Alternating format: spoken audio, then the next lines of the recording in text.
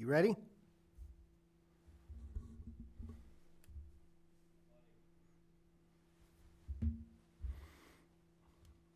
Hello, I'm Bob Rittenauer, your town administrator here in Yarmouth. And the purpose of our program today is to try to demystify our town meeting process. As you know, we have a town meeting coming up. It's our annual town meeting. It will be held April 25, 2023 at 6 p.m. in the Mattakees Middle School over in West Yarmouth.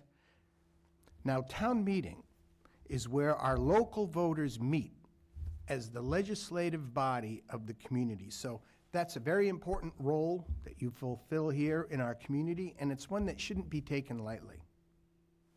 Now, the whole process starts with a town meeting warrant, which is a list of all of the articles that we'll be voting for at the town meeting. Now, the warrant is a printed booklet that we hand out at town meeting, but the insider's trick is that we have this town meeting booklet posted on the town's website. So what you want to do is get out there on the website, read the town meeting warrant before the meeting. That way you have all of the information lined up. So if you go online, the town meeting warrant is at yarmouth.ma.us. You'll see town meeting, click right on the town meeting, and there you'll find our town meeting warrant.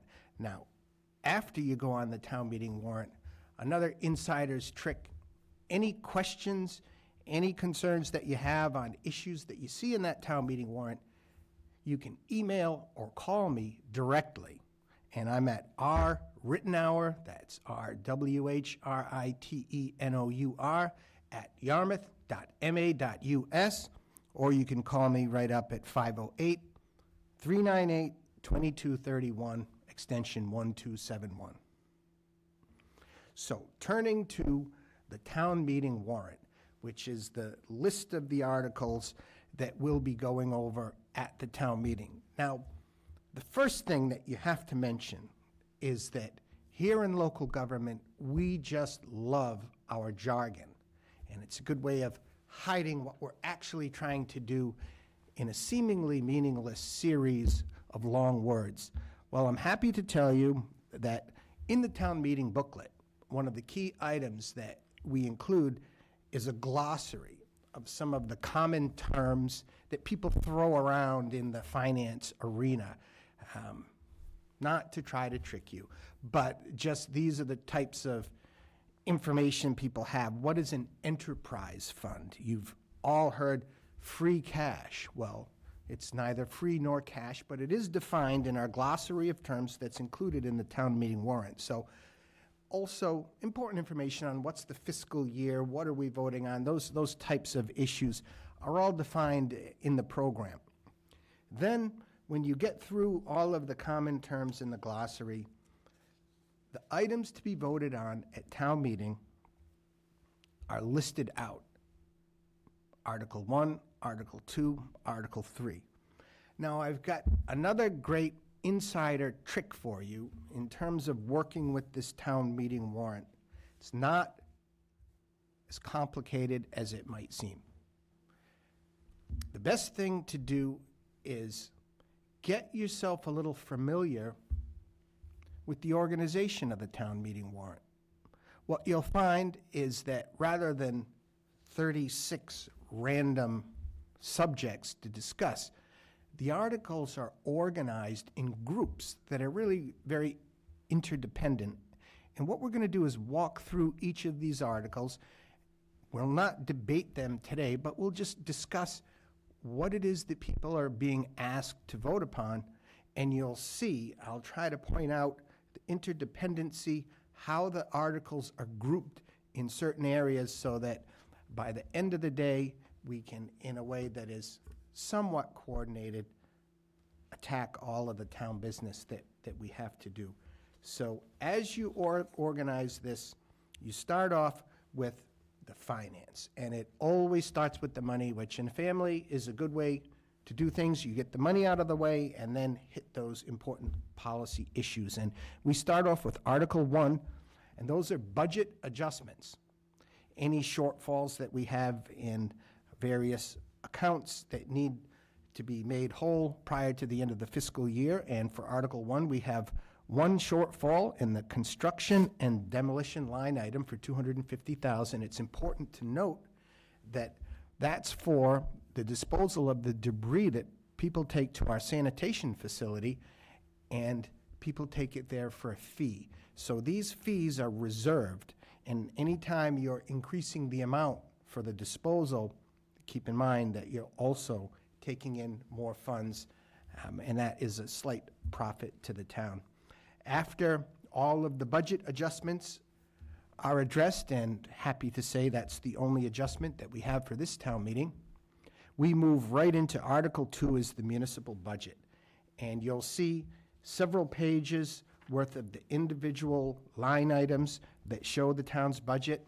Happy to report this year that we have the budget balanced within Proposition 2.5. It's a fairly level service budget. There are a few nice enhancements to keep up with local services, but we've tried to keep the budget as conservative as possible. Now, we talked a little bit about the organization of these articles and how they fit together as groups.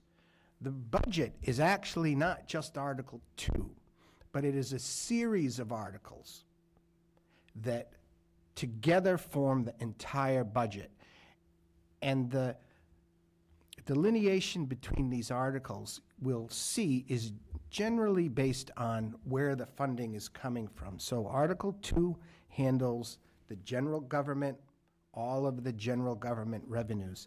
And then we move into Article 3, and there we start to throw around some of our jargon. And it starts with, it's the Gulf Enterprise.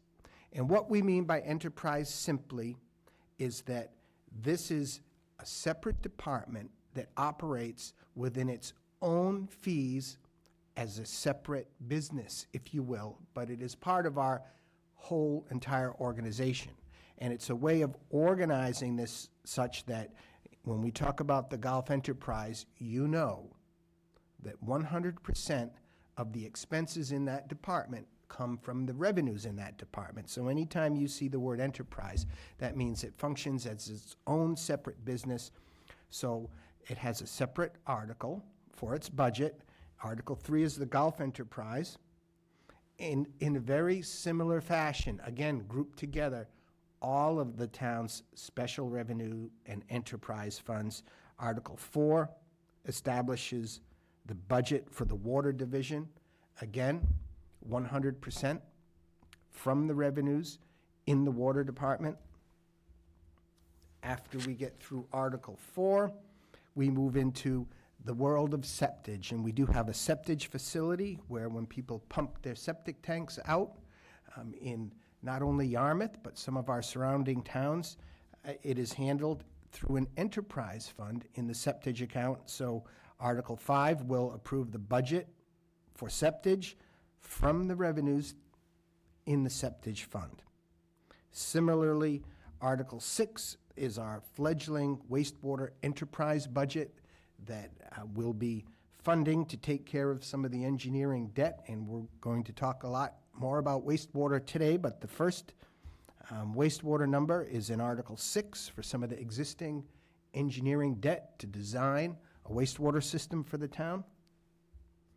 We move from that to another special revenue account, which is the cable television communications budget, and these revenues come directly from the cable television contract, and they are specifically reserved for communication and local programming here in town. So it's good to have those cable television funds, and they will entirely pay for the town's communication budget through Article 7. Then, from that point, we move into Article 8 and Article 9, and they are grouped as the educational budgets. Now, Article 8 is the Dennis Yarmouth Regional School District budget, which is coming in within our Prop 2.5 guidelines this year. The school department has done a tremendous job throughout the year, and we're proud to present our portion of that regional budget in Article 8. Article 9 is also an educational budget, and that funds the Cape Cod Regional Technical High School. So each one of the educational budgets is separated out so folks can talk about those. Through Article 2 through 9, that grouping of articles represents the total town budget for an annual budget.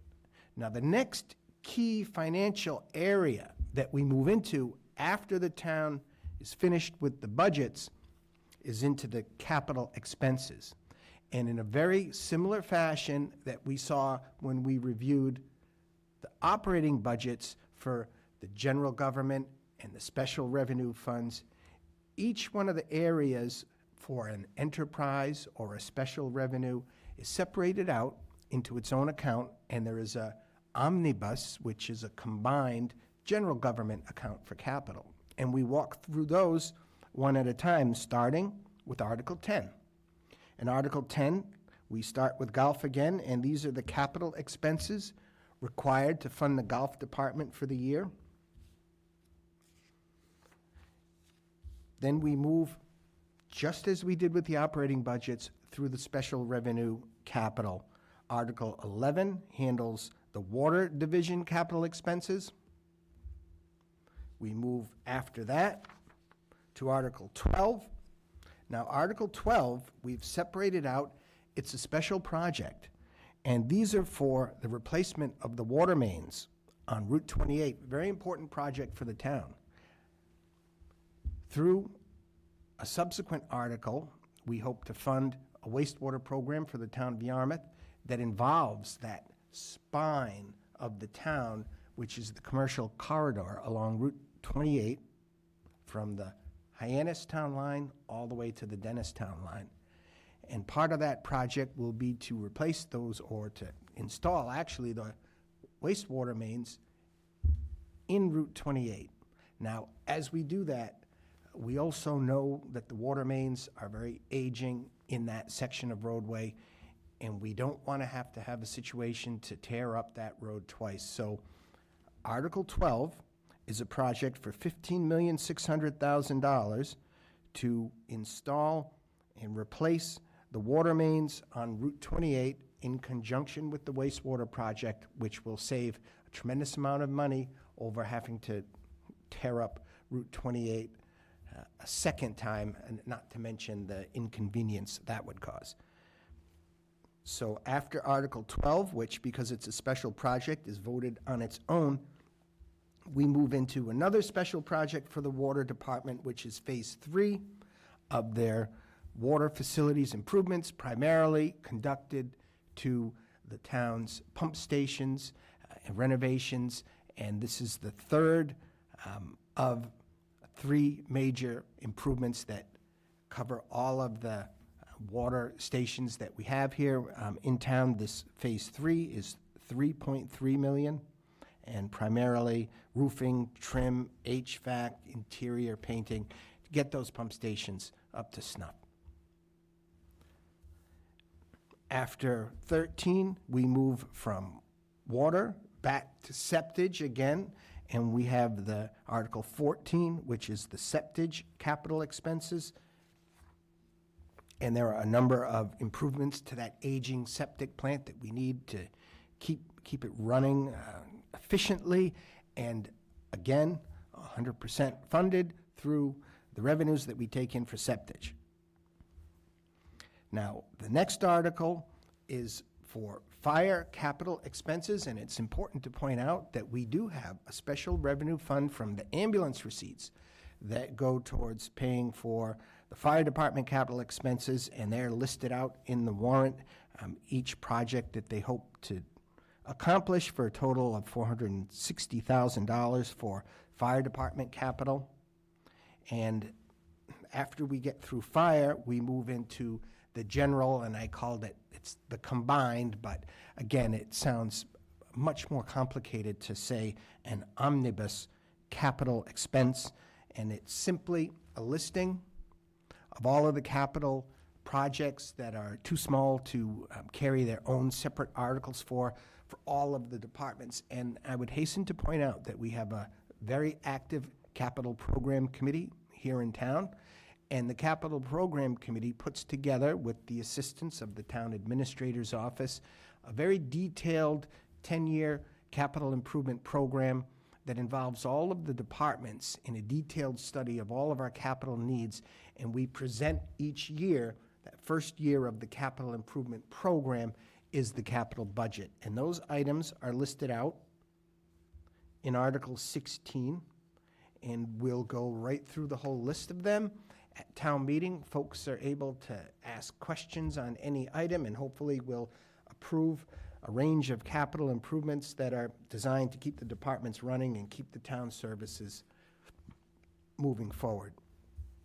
And after we get the general capital done, we move into our new innovative program under Article 17 for police cruiser financing, which we've adopted a new program that, under the capital planning, has proved to be the most advantageous to the town. It involves a lease-to-own program for the police cruisers, so that rather than purchasing 6 cruisers at a cost of hundreds of thousands of dollars and then waiting a couple of years and doing the same thing again, we've split the costs of the cruisers on a lease-to-own program so that it is a fairly even amount every year, and it avoids spikes in the town's expenses, helps keep the revenue smooth, and it keeps those police cruisers in operating condition. The last thing we need to see is one broken down at the side of the road. So the police cruisers are well maintained and taken care of in Article 17. Then we get to the real meat of this town meeting, which is Article 18, an item for Phase 1 of the town's wastewater program, and it's a cost of $207,244,000, and I believe it's been approximately 20 years in the making. This article has come up before, maybe a dozen years ago. The town wasn't fully prepared, I think, financially to take on the obligations of a wastewater system, but things have changed tremendously over that 12-year period. The water quality in our coastal embayments has degraded substantially, and we're at the point now where the town truly needs a collective wastewater system if we're to protect the town's environment moving forward.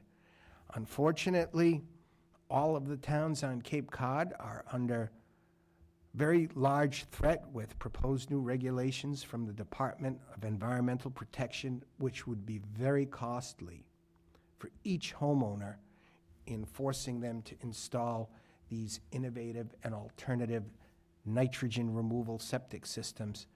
But through our intensive study, we've determined that we can save individual taxpayers a great deal of money and leverage the resources that we have as a community, which over 40% of this project is being paid for by tourism revenues that we derive from the short-term rental visitors here to our community. And using these funds, we're able to put together a program that is far more efficient and does not have a property tax increase. And what that means is that this project will be funded, Phase 1, solely by only those customers in Phase 1, which is right along that Route 28 commercial corridor in town. So if you don't live along the Route 28 commercial corridor in town, you won't have a direct cost for this project, but future phases you will be involved in. And in order to protect the environment, the most important phase is Phase 1. It establishes the wastewater treatment plant. It establishes the backbone of the distribution system, and it gives the town a fighting chance to move forward and battle the environmental problems that we have in terms of water quality as a result of overloading of nitrogen from too many septic systems here in town. So Article 18, study up on that. You know, there's a whole separate section of the town's website just click on wastewater, and that will take you through a tremendous amount of information, study up, and we also have public forums. I know there's one on April 13. Hope that you've been able to really study up on this issue and come to town meeting prepared to address it in some fashion. But that's Article 18, and again, we try to organize articles together. Article 19 and Article 20 also work with Article 18 in terms of putting together the heart and soul of this wastewater program for the town. And one of the most important financing sources is the district improvement financing, which simply stated is a way to capture the tax revenue only from the new growth in the commercial center, not the existing tax revenue that we derive from that center, but just new development that occurs after this year will be reserved if it occurs in that Phase 1 zone to help pay for the infrastructure in that zone. And it's a way to limit it so that residents throughout the town are not forced to pay for Phase 1. The Phase 1 costs are derived in Phase 1. And Article 19 approves the last element of that district improvement financing. Again, very useful way to help make the cost to local homeowners as efficient and affordable as possible. In a similar fashion, Article 20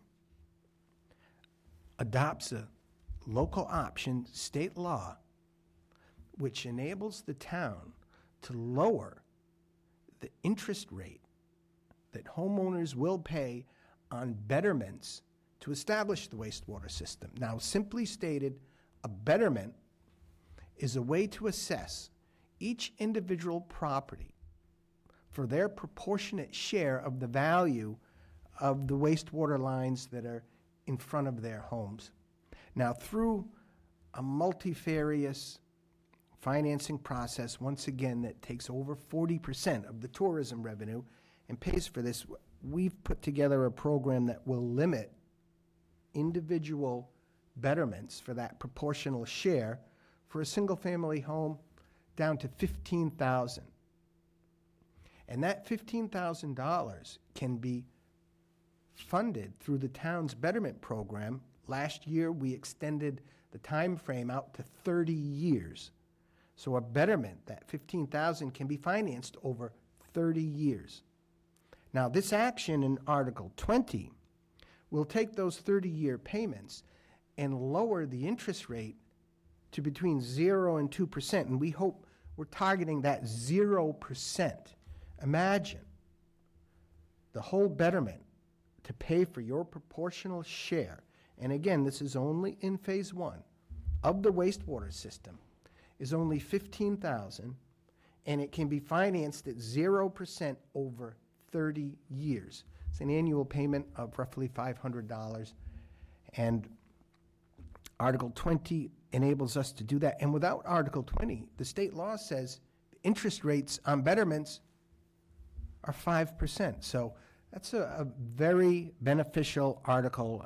We hope Article 20 passes. It'll help the local taxpayers. And through 18, 19, and 20, we've got the town's wastewater system, and we're starting to clean up the environment. It's a very historic vote, I would say, for the town of Yarmouth.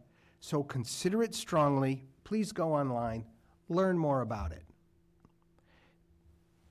Once we get finished with the wastewater, now we're wrapping up a lot of the financing and moving into some of the more general items. While there is still money, there are other items now that are beginning to crop up, and Article 21 is simply the approval of some utility easements that we need to complete the Higgins-Kroll Road shared use path. That's a mouthful, but what a wonderful resource that's been for the town. Anyone who's been out to Higgins-Kroll Road, it's a very busy road, and having that 10-foot wide shared path as a bikeway is a tremendous benefit. And this helps us finish Phase 3 because we need some easements out there, and we'll be prepared to discuss that at our meeting.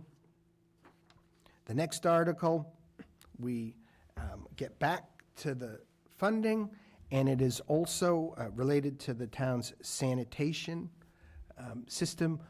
We talked about in Article 1, the demolition materials that are deposited there.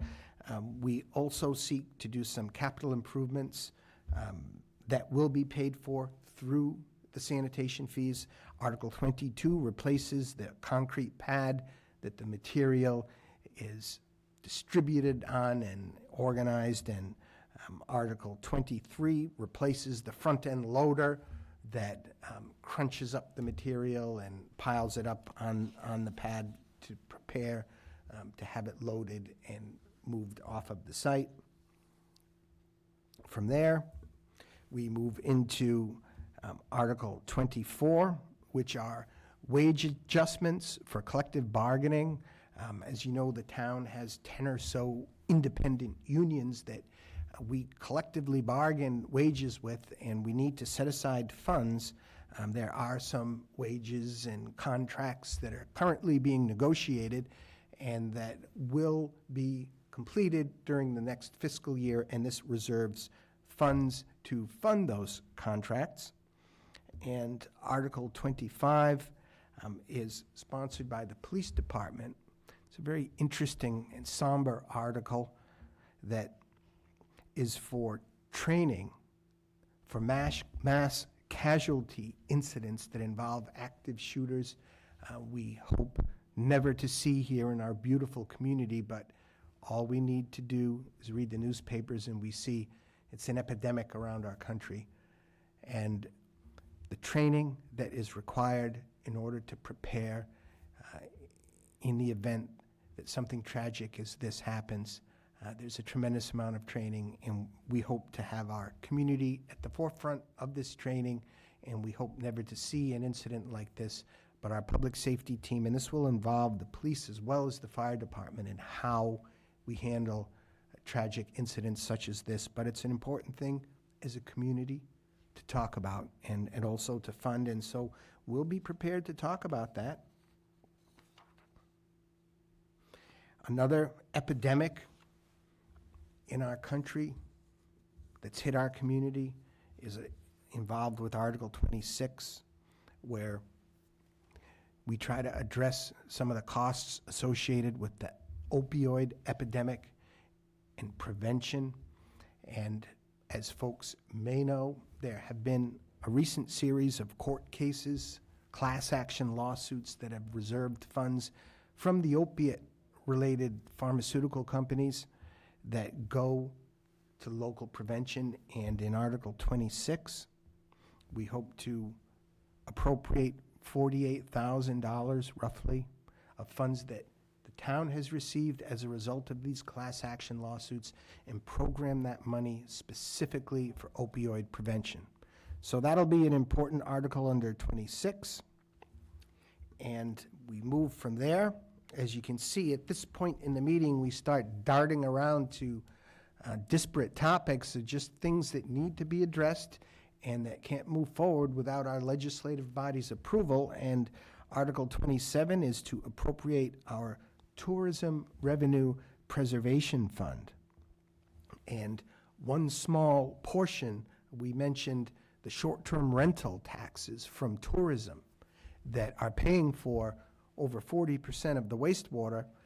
Some of the remaining funds that we take in from that tourism fund, we put into programs that are geared towards marketing our community and doing important economic development and special events. And that totals about $585,000. And so we'll be talking about those under Article 27. And from there, we get into another very clear grouping of articles that are all related, and it deals with the town's community preservation program. Now, it's a great program where a small portion of the residential property tax revenues are reserved for some important community areas that may not be able to compete as strongly with public safety, education, highway funding, So the funds are set aside separately and are used for community housing, are used for historic preservation or open space reserves. So we have a series of articles under the important tutelage of our Community Preservation Committee, and these are recommendations of how best to fund that small portion of the town's property tax that are reserved for housing, historic, open space. So Article 28 establishes general reserves for those critical categories. We get into Article 29, and we start doing the actual projects. Article 29 votes the community housing projects, approximately 500,000 worth of those. Article 30 moves from housing and funds, or Article 30 is an additional housing project amendment, and that is an amendment to a prior vote that the town took to create some affordable ownership activities, and this extends those ownership programs to also include rental programs. And so Article 30 is also housing.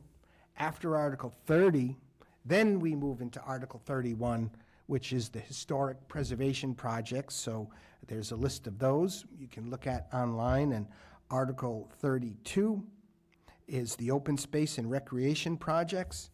And Article 32 and 33 work together, hand in hand, for a very important open space project that we've been working on for over 20 years here in town. And this is the formation of the former drive-in site to a town park that has a boardwalk, an event space, and will just be a lovely community resource. And it is being funded, split between Article 32, where $3 million of that comes from the Community Preservation Undesignated Fund balance to construct that Riverwalk Park. And Article 33 is a separate borrowing authorization to be paid back from future community preservation revenues for the remaining $3 million to finish the Riverwalk Park. And that's a very special project for the town. We certainly hope to see that. I think it'll be a wonderful gathering place for our community. Now, those 33 articles represent the town's business of what we need our legislative body to approve in order to move forward with the next fiscal year. Following those 33 town articles, we have 3 articles that were submitted by citizen initiative petition. And there's a process for citizens to get signatures to sponsor their own articles to place on town meeting, and we have 3 of those. Article 34 is a petition that would ban plastic used in any food service takeout containers, whether it be restaurants, supermarkets, and it also includes a ban on plastic utensils. So Article 34 is a ban for plastic takeout containers. Article 35 is a similar ban, but this one is for single-use plastic water bottles that will be banned in the community under Article 35 if voted. And Article 36, which is our final article for the town meeting, is another petition which will delete 2 sections proposed of the town's recently adopted water conservation and emergency bylaw that was approved in November of 2022. And the 2 deletions would be, the first one would be to delete the registration process for irrigation systems, which was included in the first bylaw so that the town would know where irrigation systems were. And the second deletion would eliminate any fines for failing to follow in case of a drought, if there's any water emergency watering guidelines, the bylaw contains a fine if you fail to follow them. Why this petition article would eliminate those fines. After that, hopefully we'll still be all in one piece. The town's business will be completed. But as you can see, the process is not as complicated or daunting as people may seem. And what we hope is through programs like this, we'll encourage folks to go online, visit that yarmouth.ma.us, read the material, learn a bit more, come to town meeting, and exercise your right to vote as a legislative member of the town of Yarmouth. With that, I thank you very much and hope to see you at town meeting.